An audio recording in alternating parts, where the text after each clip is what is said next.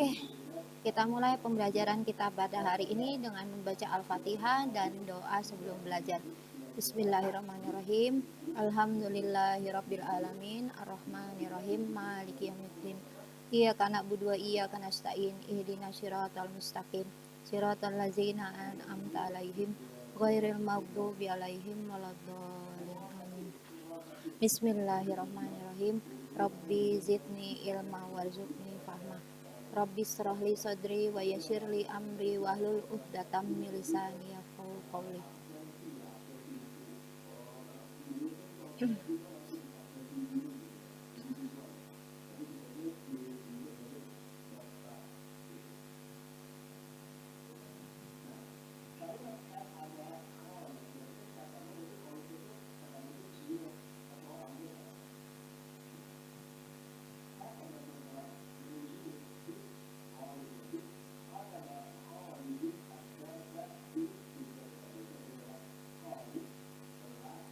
Oke, ini yang akan Ibu bahas pada hari ini secara singkat tentang pewarisan sifat pada makhluk hidup. Minggu lalu kita sudah menuntaskan sampai pada materi kelainan sifat pada makhluk hidup. Jadi pada materi bab 3 kita membahas tentang materi hereditas, hukum Mendel, dan kelainan sifat pada makhluk hidup. Materi hereditas yang dibahas antara lain tentang DNA dan RNA. Lalu hukum pewarisan sifat meliputi hukum Mendel 1 yaitu hukum segregasi, hukum Mendel 2 yaitu hukum asortasi, lalu kelainan pada hukum Mendel 1 dan 2 yang tidak dapat dijelaskan oleh hukum Mendel 1 dan 2 meliputi pautan dan rekombinasi. Berikutnya kelainan sifat pada makhluk hidup meliputi gangguan Mendel dan gangguan kromosom. Berikut materi tentang hereditas yaitu DNA dan RNA. Ya, kesamaan DNA dan RNA meliputi keduanya merupakan polimer asam nukleat ya berupa rantai polimer berisi basa nitrogen. Secara langsung atau tidak keduanya terlibat dalam sintesis protein.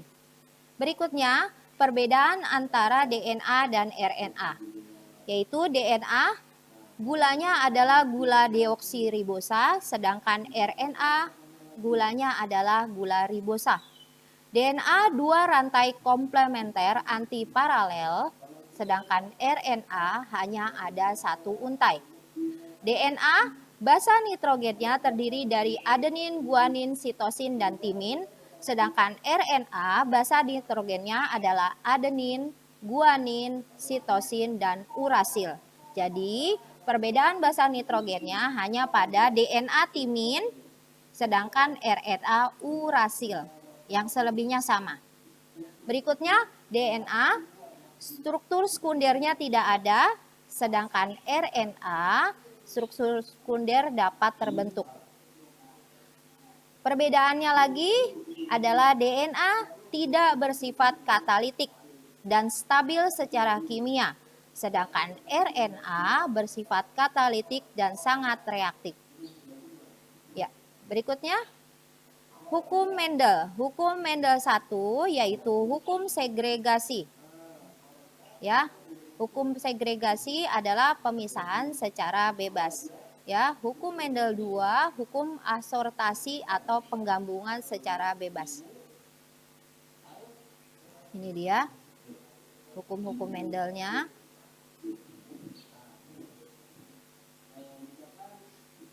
Berikutnya adalah pautan dan rekomendasi. Ya, linkage atau pautan adalah beberapa gen dalam kromosom yang gagal berpisah dalam satu kromosom saat pembentukan gamet. Ya. Berikutnya rekombinasi. Terjadi ketika asortasi bebas dan segregasi menghasilkan genotip selain dari kombinasi induk asli. Dikenal sebagai rekombinan atau fenomenanya adalah rekombinasi. Berikutnya gangguan kelainan sifat pada makhluk hidup meliputi gangguan Mendel. Ya. Meliputi gangguan Mendel, contoh-contohnya adalah fenilketonuria, hemofilia, distrofi otot, dan buta warna.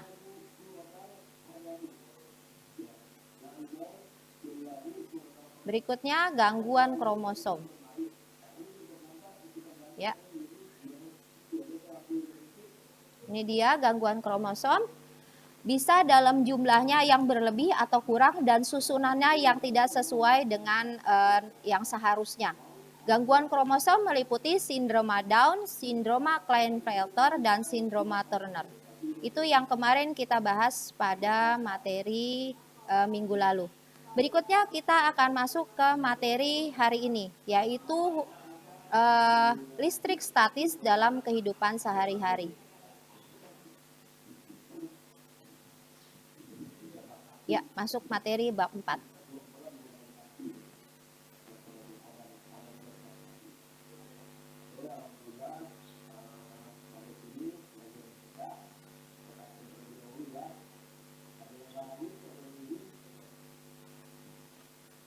Listrik statis dalam kehidupan sehari-hari.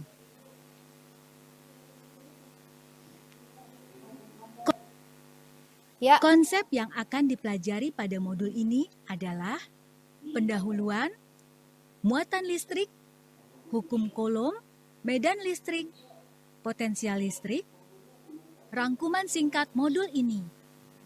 Jadi hari ini ada 3 hal meliputi pendahuluan, muatan listrik, dan hukum Coulomb yang akan dibahas pada hari ini.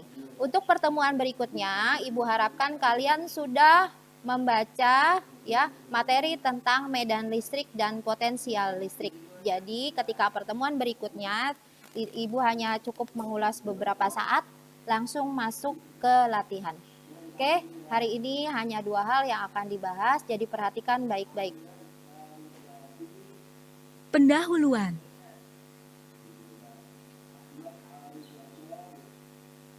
Pelepasan muatan terjadi pada saat kita melihat petir di langit selama badai. Dan juga saat setelah menyisir rambut, sisir akan menarik potongan-potongan kertas ke permukaannya. Selain itu, pada saat menggosok batang kaca dengan kain sutra, batang kaca menjadi bermuatan positif, dan kain sutra menjadi bermuatan negatif. Demikian pula saat menggosok batang plastik dengan bulu. Batang menjadi bermuatan negatif dan bulu menjadi bermuatan positif.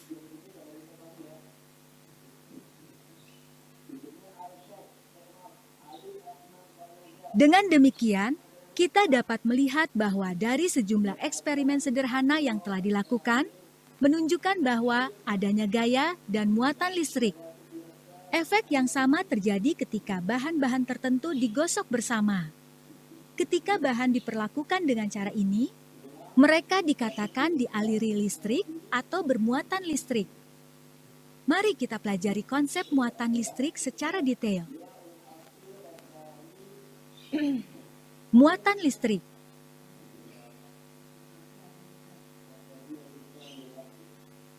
Muatan listrik adalah suatu kuantitas dasar dalam fisika yang berkaitan dengan efek listrik dan efek lainnya yang dihasilkan dalam suatu material. Muatan yang diperoleh setelah melakukan penggosokan akan hilang ketika benda bermuatan disentuh. Penetralan muatan yang diperoleh karena penggosokan menunjukkan bahwa muatan seperti tidak menghilangkan efek satu sama lain. Dalam serangkaian eksperimen sederhana, ditemukan bahwa ada 2 jenis muatan listrik yang diberi nama positif dan negatif oleh Benjamin Franklin. Nama listrik diciptakan dari kata Yunani elektron yang berarti amber. Ketika amber digosok dengan kain sutra, amber menarik benda-benda ringan seperti potongan-potongan kertas kecil, debu, dan lain-lain. Sekarang mari kita pahami perpindahan muatan selama proses penggosokan. Ketika satu benda digosok dengan benda lain, muatan tidak dibuat dalam proses penggosokan. Keadaan muatan listrik dari benda-benda adalah karena perpindahan muatan dari satu benda ke benda yang lain, baik benda tersebut mendapatkan atau melepaskan elektron. Contohnya adalah ketika batang kaca digosok dengan sutra, Elektron dilepaskan dari batang kaca ke sutra.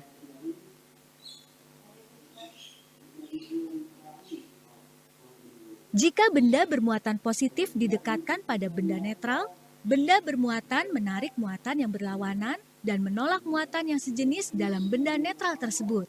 Akibatnya, salah satu sisi benda netral yang lebih dekat dengan benda bermuatan positif menjadi bermuatan negatif, sedangkan sisi lainnya menjadi bermuatan positif. Proses ini disebut dengan pengisian muatan dengan induksi. Ketika benda bermuatan dikontakkan secara langsung dengan benda netral, muatan mulai mengalir dari benda bermuatan menuju benda netral hingga keduanya memiliki jumlah muatan yang sama atau berada dalam kesetimbangan. Misalkan terdapat dua buah bola konduktor A yang bermuatan positif dan bola B yang bermuatan negatif. Ketika bola tersebut dihubungkan dengan kabel konduktor, maka muatan positif yang berada di potensial yang lebih tinggi akan mengalir menuju muatan negatif yang berada di potensial yang lebih rendah.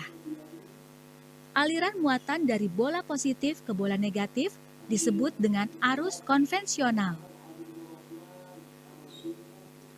Namun berdasarkan penemuan struktur atom, muatan positif yang berada dalam inti tidak mungkin untuk mengalir, sehingga ketika dua bola dihubungkan dengan konduktor, elektron pada bola B akan mengalir pada bola A. Aliran muatan dari bola negatif ke bola positif disebut dengan arus elektron atau arus listrik sebenarnya. Sekarang mari kita coba menjawab pertanyaan berikut ini. 3 buah benda A, B, dan C didekatkan satu sama lain. Jika kita dekatkan A dan B satu sama lain, maka mereka saling tarik-menarik, dan jika kita dekatkan B dan C satu sama lain, maka mereka akan saling tolak-menolak. Manakah dari jawaban berikut yang tepat? A. Benda A dan C memiliki muatan yang sejenis. B. Muatan A dan C memiliki muatan yang berlawanan jenis. C. Ketiga benda memiliki muatan sejenis. D. A netral atau muatannya berlawanan dengan C. Nah, kira-kira menurutmu jawabannya yang mana? Dari penjelasan materi. Yang B, coba kita lihat. Betul gak jawabanmu? Jawaban yang tepat adalah D. Jadi perhatikan penjelasannya. Pada percobaan pertama, A dan B mungkin memiliki muatan yang saling berlawanan jenis karena saling tarik-menarik. Atau bisa juga salah satunya netral, seperti tadi penjelasannya. Oke, berikutnya percobaan kedua menunjukkan B dan C pasti memiliki muatan yang sejenis. Hanya apa? Muatan positif atau negatif? Kan belum tidak ada penjelasannya. Karena saling sejenis, karena saling berlawan, ada penjelasan berlawanan, pasti sejenis. Tapi bisa positif atau negatif. Cuma pasti bermuatan.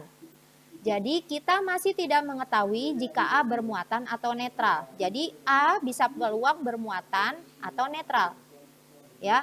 Jika bermuatan pasti memiliki muatan yang berlainan dengan B dan C. Pasti. Karena A dan B saling tarik menarik.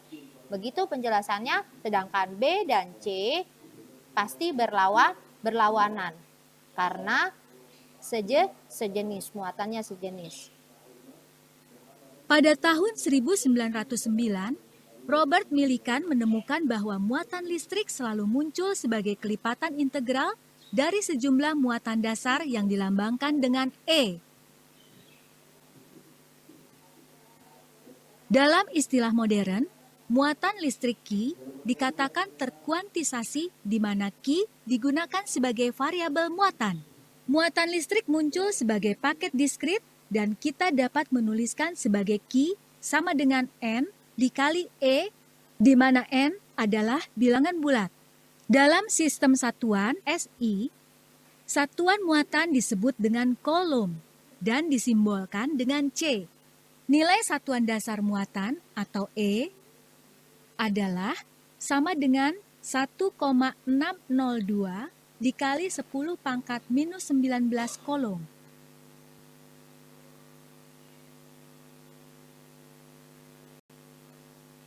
Hukum kolom.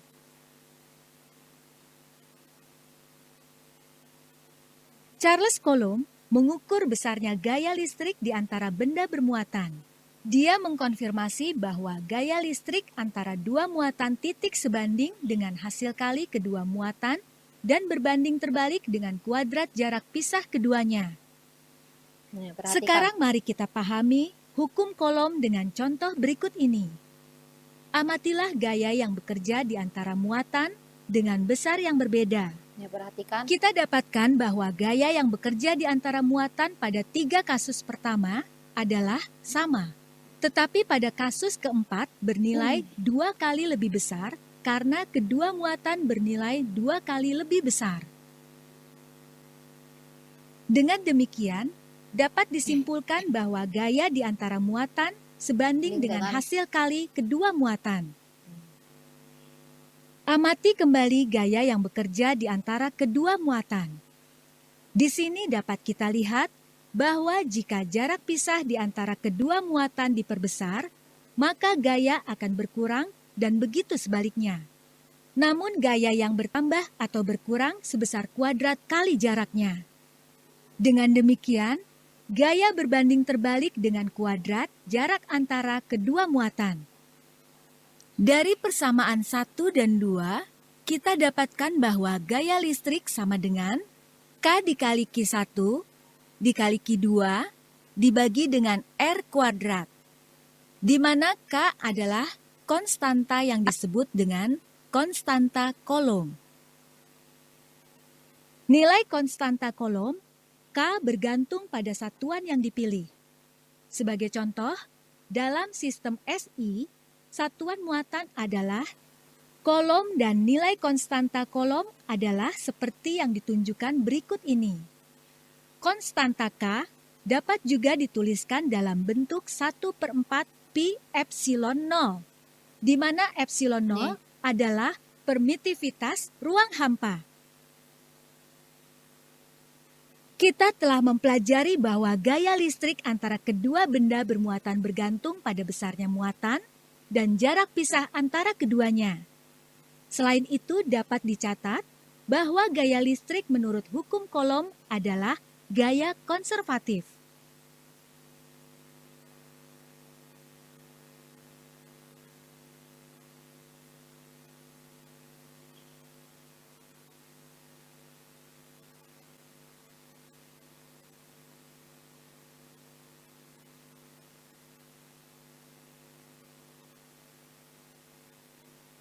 Medan listrik. Konsep pembelajaran, media pembelajaran. Oke, demikian hanya sampai pada hukum Coulomb. Untuk materi berikutnya silahkan kalian, untuk pertemuan berikutnya tentang medan listrik dan potensial listrik, silahkan kalian sudah membaca untuk persiapan pertemuan berikutnya. Oke, sebelum kita akhiri kegiatan kita pada hari ini, silahkan yang bisa mengaktifkan kameranya, diaktifkan kameranya untuk dokumentasi. Ada 32, dari 32 siswa tidak ada yang bisa mengaktifkan kamera.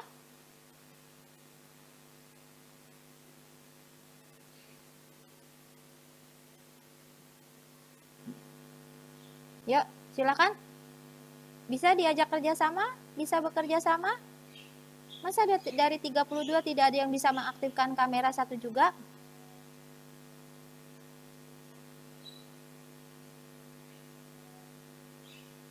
Oke, sudah kalau begitu. Kalau gitu kita akhiri saja kegiatan kita pada hari ini dengan doa akhir majelis. Subhanaka Allahumma wa bihamdika asyhadu an la ilaha illa anta astaghfiruka wa atubu ilaik.